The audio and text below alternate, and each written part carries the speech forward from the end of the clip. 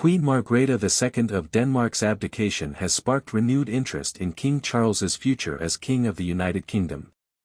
But royal commentators told Business Insider that he is unlikely to follow the same path as the Danish monarch, despite a recent suggestion that he could resign in order to slim down the monarchy. Speaking in her annual New Year's Eve address, Margrethe II, 83, announced her intention to hand the throne to her son, Crown Prince Frederik, on January 14.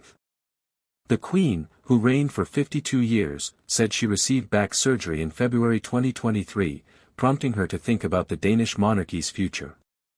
Inevitably, the operation gave cause to thoughts about the future, whether now would be an appropriate time to pass on the responsibility to the next generation, she said. "I have decided that now is the right time." In the wake of Queen Margrethe's announcement, commentators have drawn comparisons between the Danish monarch and Charles.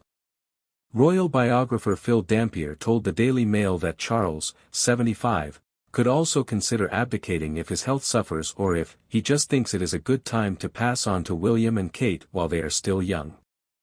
And columnist Simon Jenkins wrote an opinion piece for The Guardian with the headline, "King Charles should follow Denmark's example, and tell us when he'll abdicate."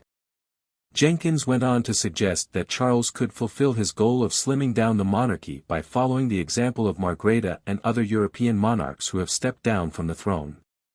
Buckingham Palace declined Business Insider's request for comment on the matter. Charles won't follow Margrethe's example, experts say. Royal author Victoria Arbiter told BI that the recent comparisons between Charles and Margrethe are uncalled for, especially since the public doesn't know the full circumstances surrounding the Queen's decision. She's been on the throne for more than half a century, King Charles is barely 2 years in.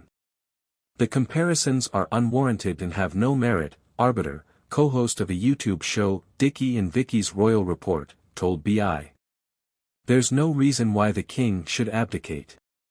He's healthy, capable, committed and blessed with the same sense of duty exhibited by his parents, she added. Meanwhile, royal historian Marlene Koenig told BI it's unlikely that Charles would pass the throne to William so soon after his coronation in May. But even so, it's impossible to ignore that William, 41, is considered more popular than his father, according to data-gathering organization YouGov. Kate Middleton and Prince William are regarded as the most popular living royal family members, with a 71% and 69% respective approval rating among adults surveyed by YouGov in the final quarter of 2023. Charles, meanwhile, has a 52% approval rating. Royal commentator Richard Fitzwilliams told BI that while it's unlikely Charles will resign, it's possible he will give William more responsibility, and thus an even higher profile, to prepare him for his future role. While Fitzwilliams didn't elaborate on what these responsibilities would involve, it's worth noting that the prince has taken on a more senior role since his father took the throne. In September 2022, William inherited more than $1 billion worth of property from Charles in addition to his father's former Prince of Wales title, The Guardian reported. Let William learn about being heir to the throne first, Marlene added, echoing Fitzwilliams' comments. The Danish and British royals have faced public scandals in recent years. Queen Margrethe's abdication announcement came after a challenging year for the Danish royals. Margrethe II faced criticism from several of her own family members in September 2022 after announcing plans to remove 4 of her grandchildren's royal titles. And more recently, a Spanish tabloid reported in November that Prince Frederik was having an affair with Mexican socialite Genevieve Casanova. Casanova has publicly denied the rumors, and the Danish royal house declined to comment when previously contacted by BI.